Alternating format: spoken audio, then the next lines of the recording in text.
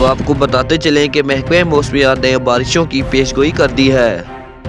خبر کی تفصیل جاننے سے پہلے آپ سے ریکویسٹ ہے کہ ہمارے چینل کو سبسکرائب کر لیں تاکہ آپ کو آنے والی تمام لیٹسٹ اپڈیٹ سب سے پہلے مل سکیں۔ محکمہ موسمیات نے جمعرات سے شہر قائد میں بارشوں کی پیشگوئی کر دی ہے۔